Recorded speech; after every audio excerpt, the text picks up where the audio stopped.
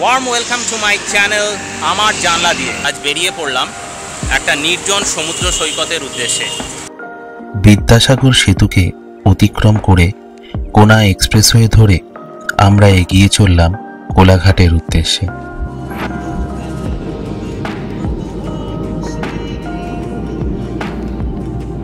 সেখানে সকালের জলখাবার খেয়ে আবারও এগিয়ে চললাম আমাদের অচেনা সমুদ্র সৈকতের উদ্দেশ্যে।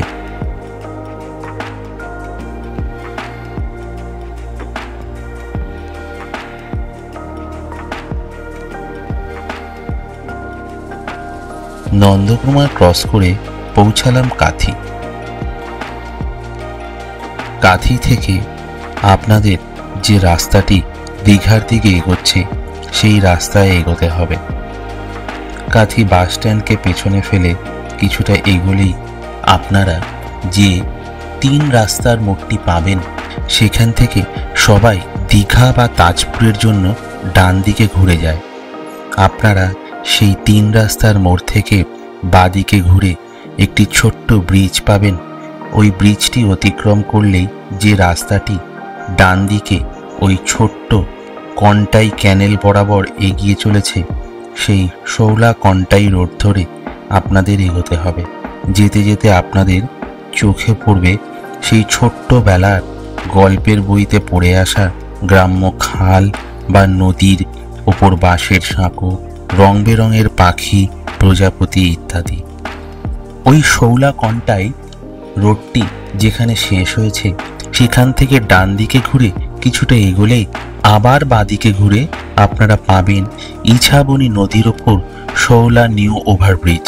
ব্রিজকে অতিক্রম করে সুন্দর রাস্তা দিয়ে গ্রাম্য পরিবেশ ধরে চলতে চলতে বাঁদিকে আপনারা নদী দেখতে পাবেন। আর সেই ইছাবনী নদীর হাত ধরে চলতে চলতে আপনারা পৌঁছে যাবেন এক সুন্দর নির্জন সমুদ্র সৈকত, যা দক্ষিণ পুরুষোত্তমপুর সি বিচ নামে পরিচিত। কলকাতা থেকে বেরোতে একটু দেরি হয়ে যাওয়ায় প্রায় দুপুরবেলা গিয়ে পৌঁছালাম আমাদের গন্তব্য দক্ষিণ পুরুষোত্তমপুর সি বিচে। আমাদের আগে থেকেই বুক করা ছিল হোটেল আমন্ত্রণ। রুমটা বলতে গেলে অ্যাভারেজ, যদিও এসি ঠিকঠাক কাজ করে আর জানলা খুলে দিলে অফুরন্ত সমুদ্রের হাওয়া। ফ্রেশ হয়ে দুপুরের মধ্যাহ্নভোজ সেরে ফেলার পর কিছুক্ষণ বিশ্রাম নিয়ে রওনা দিলাম হোটেলের পাশের সমুদ্র সৈকতে। দীঘা, পুরী, মন্দারমণি অনেকবার গেছি, কিন্তু চোখের সামনে যা দেখলাম তা দেখে আমি একটু স্তম্ভিতই হয়েছিলাম। শত শত লাল কাঁকড়া যেন আপনাকে মন থেকে আহ্বান জানাচ্ছে তাদের এই সুন্দর পরিষ্কার সমুদ্র সৈকতে।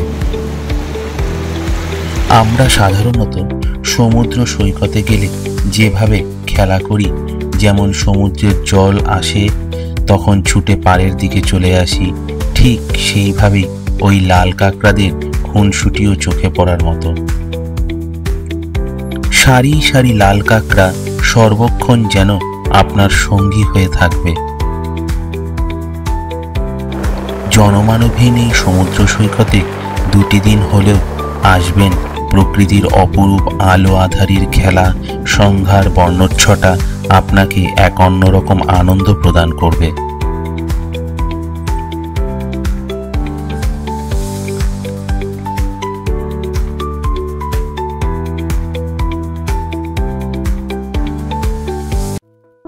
দূরে দেখা দিল মাঝিদের ডিঙি নৌকা নিয়ে সমুদ্রের গভীরে চলে যাওয়ার দৃশ্য। তারা চলে যাওয়ার আগে যেন বলে গেল, অপেক্ষায় থেকো, আমরা আবার ফিরে আসব।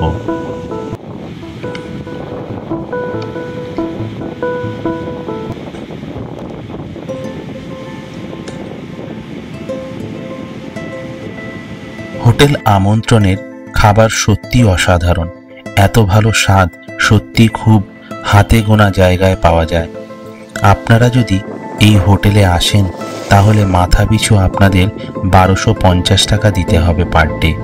এতে আপনাদের 4 বেলা খাবার প্রদান করা হবে। ব্রেকফাস্ট, লাঞ্চ, ইভিনিং স্ন্যাক্স ও ডিনার। আশেপাশে কিছু হোটেলের নাম ও কন্ট্যাক্ট নংও দেওয়া রইল। যদি এখানে আপনারা রুম না পান তখন খোঁজ নিতে পারবেন অপশনগুলোতে। তবে বলে রাখি, বাকি হোটেলের কস্টিং কিছুটা হলেও বেশি।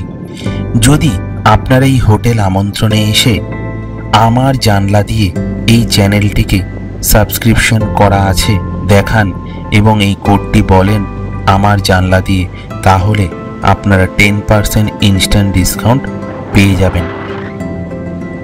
প্রথম দিনের সূর্যাস্ত দেখে হোটেলে ফিরে এলাম।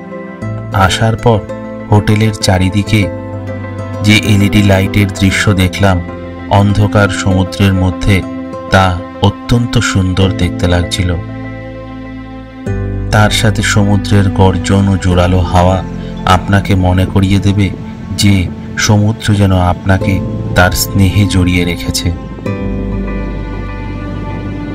এখানের সমুদ্রের মাধুর্য এতটাই সুন্দর যে ভোর হওয়ার সাথে সাথে আপনাকে সমুদ্র যেন হাতছানি দিয়ে ডাকবে তার দিকে ছুটে যাবার জন্য।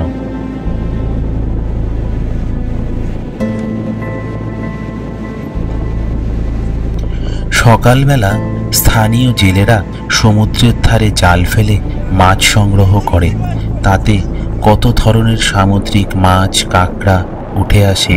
এই অভিজ্ঞতা আপনাদের কাছে অন্যরকম আনন্দ প্রদান করবে। চলতে চলতে স্থানীয় একটি কিশোরের থেকে জেনে নিলাম কি কি ধরনের সামুদ্রিক মাছ বা জীব তাদের জালে উঠে আসে।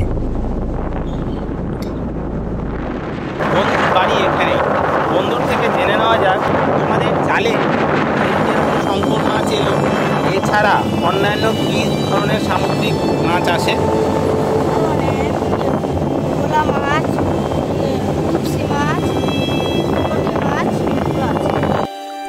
এই দক্ষিণ পুরুষোত্তমপুর নির্জন হলেও স্থানীয় প্রশাসনের টহলদারি থাকে আপনাদের সুরক্ষার জন্য। আপনারা নিশ্চিন্তে ফ্যামিলি নিয়ে 2 দিন এই সমুদ্র সৈকতে কাটাতে পারেন, যেখানে আপনাকে ডিস্টার্ব করার মতো কেউ থাকবে না।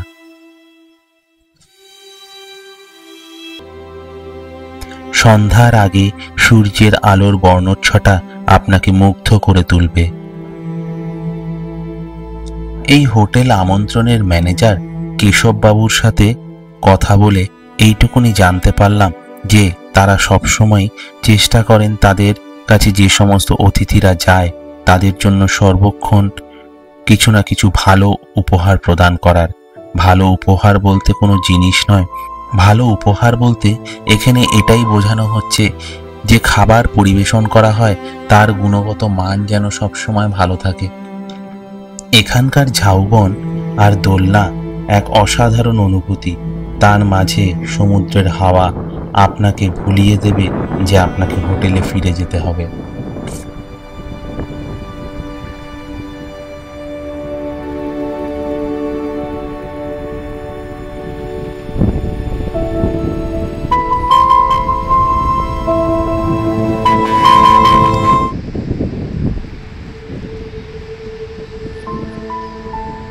সত্যি বলতে এত সুন্দর নির্জন সমুদ্র সৈকতে কিভাবে 2 দিন কেটে গেল তা বোঝা গেল না।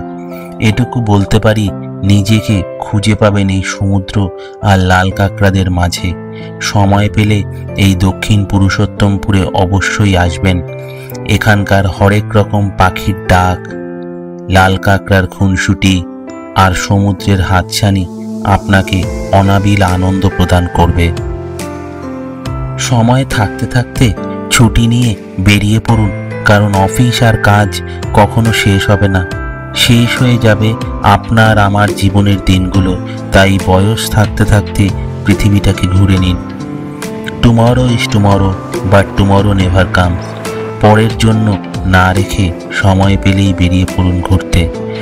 যদি এই ভিডিওটি আপনাদের ভালো লেগে থাকে তাহলে একটি ছোট্ট লাইক ও সাবস্ক্রিপশন অবশ্যই নেবেন, কারণ আপনাদের এই লাইক এবং সাবস্ক্রিপশনই আমাদের মতো ছোট ছোট কন্টেন্ট ক্রিয়েটারদের উৎসাহ প্রদান করে সামনের দিকে এগিয়ে যেতে।